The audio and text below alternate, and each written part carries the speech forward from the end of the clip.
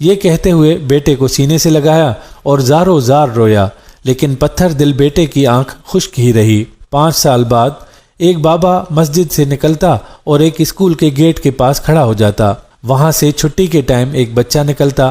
بابا بڑی حسرت اور پیار سے بچے کو دیکھتا اور اپنی آنکھ کے آنسوؤں کو دامن سے صاف کرتا ہوا چل پڑتا۔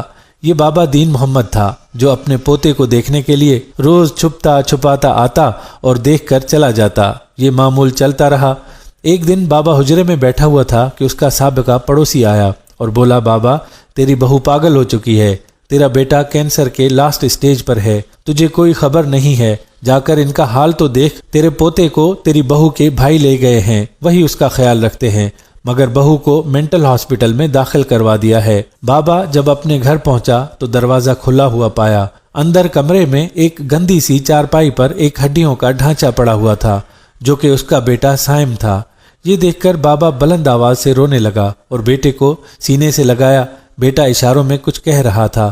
کان لگا کر سنا تو آواز آئی کہ بابا، کیا میری غلطیاں، میری خامیاں، میرے گناہوں کی بخشش ہو سکتی ہے؟ کیا آپ مجھے معاف کر سکتے ہیں؟ میں سو نہیں پاتا، میری جان جسم سے نکلتی نہیں ہے، سکون ختم ہو چکا ہے۔ بابا بولا، میرے بچے، میں نے تمہیں کبھی بد دعا نہیں دی، میں تجھ سے راضی ہوں، اللہ بھی تم پر رحم کرے گا۔ یہ سن کر بیٹے کو کچھ سکون محسوس ہوا اور بولا، بابا آپ مجھے کھانا بنا کر دیتے تھے، کیا آج مجھے آخری بار کھانا اپنے ہاتھوں سے بنا کر کھلا سکتے ہیں؟ دین محمد بازار گیا، کھانے کے لیے کچھ سامان لایا اور بیٹے کے لیے کھانا بنایا اور بیٹے کو کھلانے لگا۔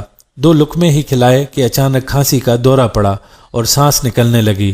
دین محمد کلمہ پڑھنے لگا، پھر آخری ہچکی لی، اس کے ساتھ ہی سائم کی روح پرواز کر گئی۔ دین محمد نے بیٹے کی آنکھیں بند کی اور اپنے ناتواں کندھوں پر جوان بیٹے کی لاش اٹھانے کے لیے تیاری کرنے لگا۔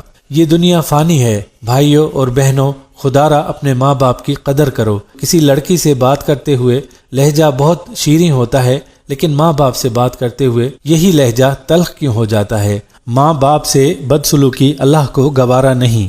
سائم کو تو معافی کا موقع مل گیا، لیکن اگر ہمیں یہ موقع بھی نہ ملا تو ٹھکانہ جہنم ہوگا۔